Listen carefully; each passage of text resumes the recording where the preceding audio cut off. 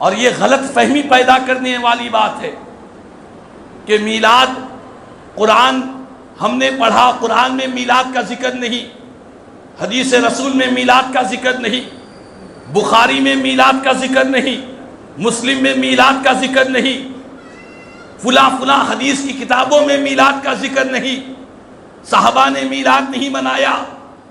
اس طرح کی باتیں کر کر میلاد النبی منانے والوں کو روکا جا رہا ہے۔ لیکن یاد رکھ لیں، حقیقت یہ ہے کہ ایک عاشق صادق کہتا ہے، منکر کو طیبہ میں کچھ بھی نظر نہ آیا، منکر کو طیبہ میں کچھ بھی نظر نہ آیا، عاشق کو ہر جانب انوار نظر آئے۔ جو عاشق ہوتا ہے اسے قرآن کی ہر آیت میں مصطفیٰ کے میلاد کا فیض نظر آیا کرتا ہے۔ جو عاشق ہوتا ہے، جو حضور کا سچا غلام ہوتا ہے، مصطفیٰ کی ہر حدیث سے میلاد النبی کے فیض جاری ہوتے ہوئے نظر آتا ہے۔ قرآن کی ہر آیت مصطفیٰ کے میلاد کا پیغام دے رہی ہے۔ اگر مصطفیٰ دنیا میں تشریف نہ لاتے تو سورہ فاتحہ کون دیتا؟ حضور دنیا میں سرکار کا میلاد نہ ہوتا تو سورہ بقرہ کہاں سے آتا؟ ساری قرآن کی 6666 آیتیں ہیں، یہ صدقہ ہے سرکار کے میلاد پاک کا۔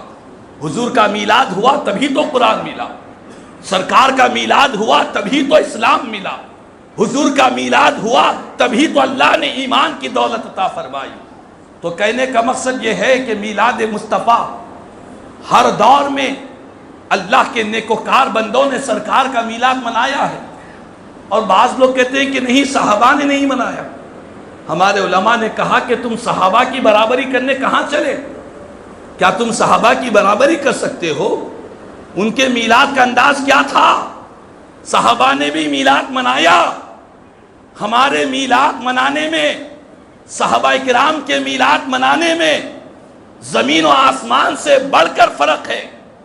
ہم میلاد کی خوشی میں مٹھائی بانٹتے ہیں، صحابہ نے سرکار کے میلاد کی خوشی میں اپنی گردنوں کو کٹوایا ہے، اسلام کے لیے اپنی جانوں کو قربان کیا ہے۔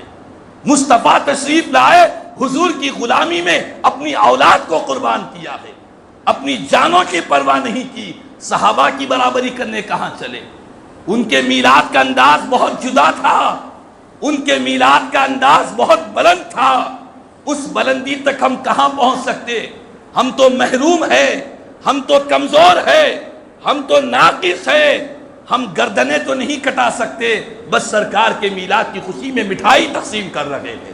یہ ہماری کمزوری ہے۔ اور یاد رکھ لیں، اگر صحابہ نے میلاد، جو کام صحابہ نے نہیں کیا وہ کام اگر ہم کر رہے ہیں تو کیا وہ ناجائز کام ہو جائے گا؟ ہم جس مسجد میں نماز پڑھ لیتے ہیں روزانہ، ہماری مسجدیں بڑی خوبصورت آراستہ مسجدیں ہیں، مسجدوں میں ایسی جھمریں لگی ہوئی ہے، کیا صحابہ کی مسجدوں میں ایسی خوبصورتی، ایسی چمک دمک، ایسی سہولتیں تھیں؟ سیرت کی کتابیں گواہ ہے، صحابہ کرام نماز پڑھتے تھے تو ان کی مسجدیں کچی ہوا کرتی تھی، وہ کچی مسجدوں میں پکے نمازی تھے۔ ہم پکے مسجدوں کے کچے نمازی ہوئے ہیں۔ صحابہ کرام کی زندگیوں میں یہ بات ملتی ہے کہ آج بڑے بڑے مدرسے، خوبصورت مدرسے بنے ہوئے ہیں، عمارتیں بنی ہوئی ہیں۔ کیا صحابہ کرام نے ایسے بڑے خوبصورت، بڑی بڑی عالیشان عمارتوں والے مدرسے بنائے تھے؟ نہیں، انہوں نے تو در مصطفیٰ میں، مسجد نبوی کے صفہ چبوترے پر بیٹھ کر مصطفیٰ سے علم حاصل کیا ہے۔ کہاں صحابہ کی برابری کرنے چلے؟ ان کی زندگیوں کی برابری کون کرنے بیٹھے؟